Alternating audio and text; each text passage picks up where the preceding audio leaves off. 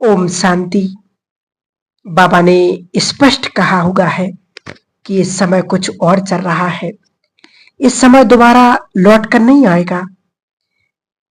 लोग इसको याद करेंगे कि एक समय आया था, भगवान इस धरा पर आए थे, हमारे सम्मुख थे, हमने उनको पहचाना।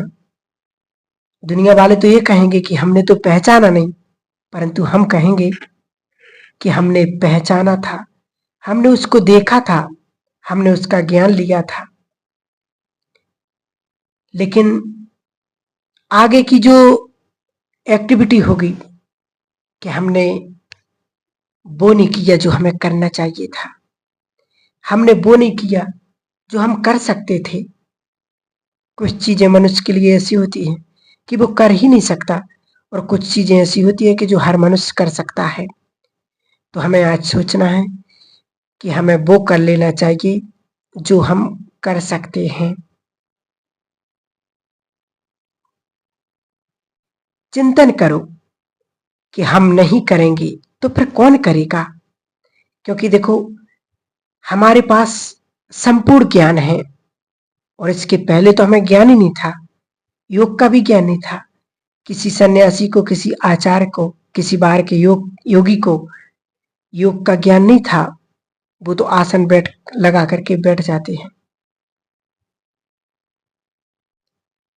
क्योंकि सभी भाई बहनें जानते हैं, जो भी गृहस्थी भाई बहनें हैं, उन्हें कई सारी जिम्मेवारियां रहती हैं। लेकिन इन जिम्मेवारियों को निभाते हुए कई भाई बहनें उसमें अटक जाती हैं।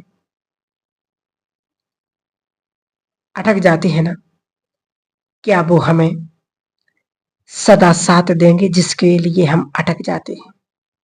आज यदि हमारे जाने की बारी आ जाए तो शरीर को भी कितना जल्दी उठा देते कि भाई जल्दी उठाओ इसको, भूत बन करके ना आ जाए।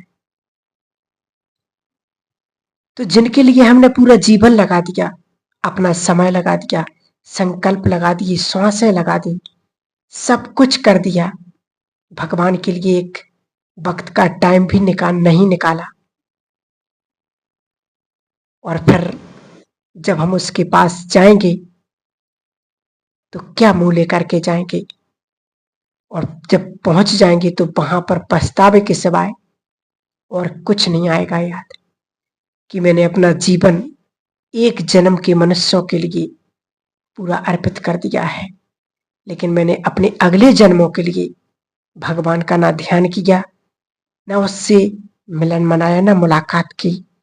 तो सचमुच अभी वो समय चल रहा है, हम बाबा से वो सर्व प्राप्तियां कर लें जो भगवान हम बच्चों से चाहता है। वही सर्व शक्तियों को स्वयं में भरपूर करते हुए, समय की सूक्ष्मता को पहचानते हुए, समय हम सभी बच्चों से क्या चाहता है वो हमें अपने आप से पूछना है, अपने आप से बातें करनी है। क्योंकि बाबा मूल्यों में अब बार बार कह रहे कि बच्चे, ये वक्त जाने वाला है, इसलिए वक्त को रहते हुए हमें वो पुरुषार्थ करना है। एक बाबा की मूल्य में बहुत सुंदर बात बाबा ने कही थी कि क्योंकि वो भगवानुवाच है और वो परम सत्य है, उसने जो कह दिया वो परम सत्य है।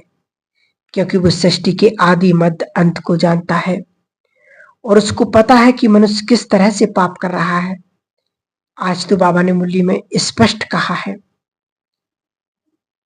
कि मनुष्य विनाश काल में सरसों के दाने की मिसल पिस जाएगा। बाबा ने कहा रक्त की नदियां बहेंगी। बॉम्ब्स जो बना लिए हैं इतने, वो कोई रखने के लिए थोड़ी बनाए हैं या उसको म्यूजियम में सजाने के लिए। वो एक ना एक दिन जरूर घलने ही है। इसलिए अपने आप पर हमें विशेष अटेंशन देना है। दुनिया में कौन क्या कर रहा है, कितना आगे बढ़ रहा, क्या क्या कर रहा है, उससे कोई लेना देना नहीं। हमें सिर्फ अपने आप से, अपने बाबा से बातें करनी है, उनसे मुलाकात करनी है। बाबा ने कहा कि मन सरसों के दाने की तरह पिस जाएगा, तो ये बहुत बड़ी बात है, ये बहुत सोचने की बात है। अपने को देखें और चिंतन करें, और यदि चेंज करने की जरूरत होगी तो अवश्य चेंज कर लें, क्योंकि यदि अभी हमने चेंज स्वयं को नहीं किया तो आने वाले वक्त पर या तो भगवान चेंज करेंगे या फिर समय, क्योंकि बाबा समय आने वाले अंत समय में समय के हवाले कर देगा, और जब भगवान समय के हवाले कर देगा तो सोचो उस समय क्या गति होगी, क्योंकि समय के हवाले उसी को करेगा जिसने भगवान की श्रीमत का पालन नहीं किया है, जिसने श्रेष्ठ पुरुषार्थ नहीं किया है। इसलिए स्वयं को जान ले, पहचान ले, क्योंकि मेरे साथ जो कुछ भी हो रहा है उसके जिम्मेवार स्वयं हम हैं, क्योंकि हम दूसरों को दोष नहीं दे सकते। आज नहीं, जैसे कोई भी छोटी सी समस्या आ जाए या किसी के द्वारा आ जाए तो हम क्या दोष देते कि उन्होंने ऐसा किया, अगर वो ना ऐसा करते तो मेरे साथ ऐसा नहीं होता। परंतु ये परम सत्य नहीं है। जिसने जो किया है उसका रिटर्न उसको मिलता है, कोई दूसरा नहीं करता है। ये हमेशा अपने जीवन में एक गांठ बांध करके रख लें कि मेरे जीवन में अच्छा हो रहा, बुरा हो रहा, उसके स्वयं हम जिम्मेवार हैं। इसलिए अपनी श्रेष्ठ स्थिति को बनाते हुए, अपने पुरुषार्थ को सुंदर बनाते हुए हम उस स्थिति को प्राप्त करेंगे। जब बाबा ब्रह्मा बाबा के तन में प्रवेश हुए तो सबसे पहले बाबा को साक्षात्कार कराया कि जहां सारे विश्व के महायुद्ध में विध्वंसकारी हथियारों द्वारा नरसंहार हो, भारत में गृह युद्ध, खून की नदियां बही, ऐसे बाबा को साक्षात्कार कराया कि ऐसा ऐसा समय होगा, अनुभव होगा उनको। फिर बाबा को इस विनाशी दुनिया से बैराग आ गया कि मैं जिसके लिए अपना जीवन पूरा अर्पित कर रहा हूं, ये तो दुनिया जाने वाली है। तो बाबा ने सब कुछ ईश्वर की सेवा में अर्पित कर दिया कि सब कुछ समाप्त होने वाला है, मिट्टी में मिलने वाला है, तो फिर इससे दिल लगाने की क्या आवश्यकता है, क्योंकि सब कुछ धन संपत्ति, प्रॉपर्टी, जायदाद, मकान, दुकान, सब कुछ जाने ही वाला है। तो फिर उसके बाद परमात्मा ने कलयुगी सृष्टि के महाविनाश के बाद आने वाली स्वर्णिम सतयुगी दुनिया का साक्षात्कार कराया, जिसमें उन्हें एक बहुत सुंदर अति दुनिया का नजारा दिखा। एक ऐसी दुनिया जहां चारों ओर सुख, शांति, पवित्रता थी। हमारा उद्देश्य आपको सिर्फ डराना नहीं,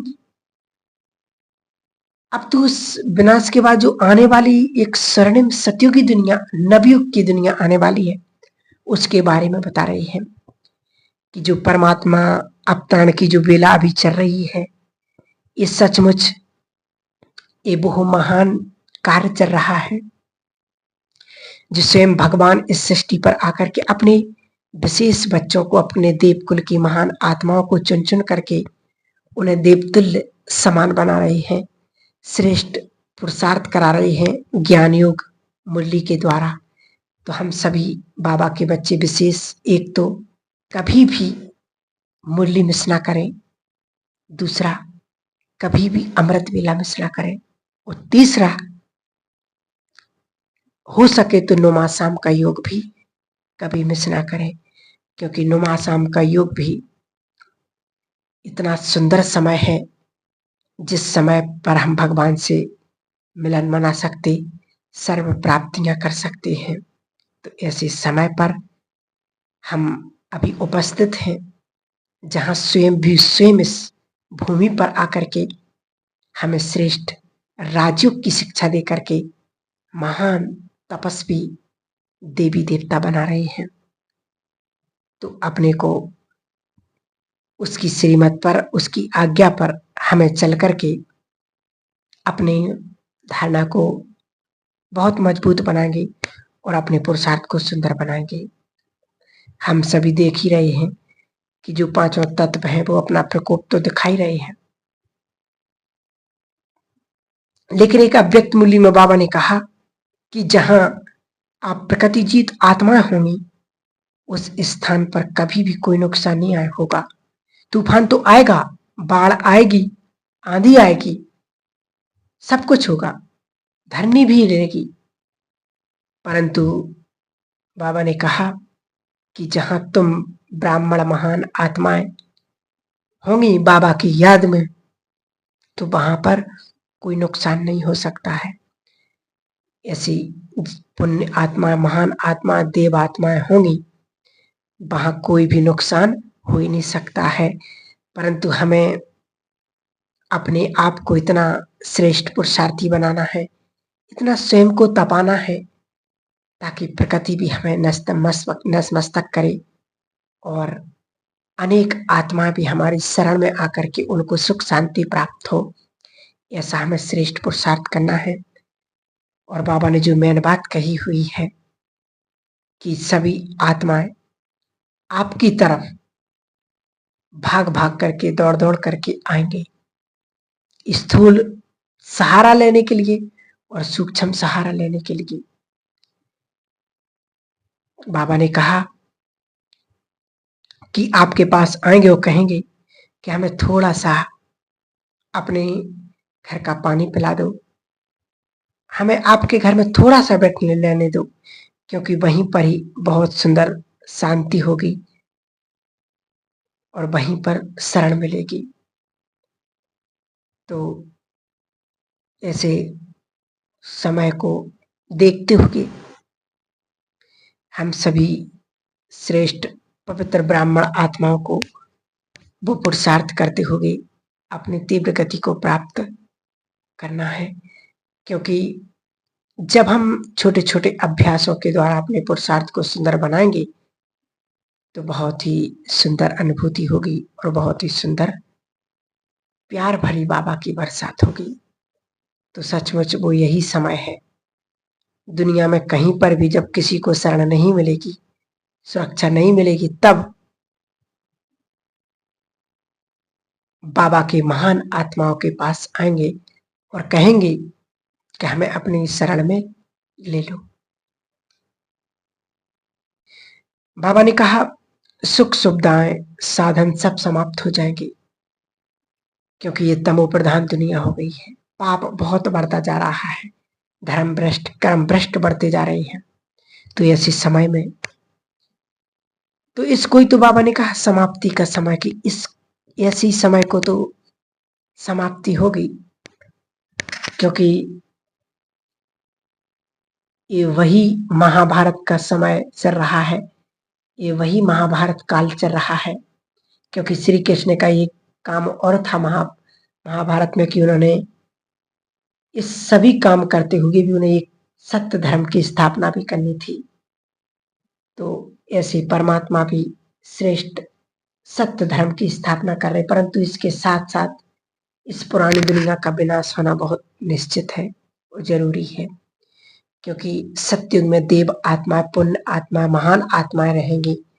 ऐसे तो परमात्मा वो हम सभी आत्माओं को पढ़ाई पढ़ा रहे हैं देवता समान बनने के लिए। तो अपने पुरुषार्थ को हम ऐसा सुंदर और श्रेष्ठ बनाएंगे। ओम शांति।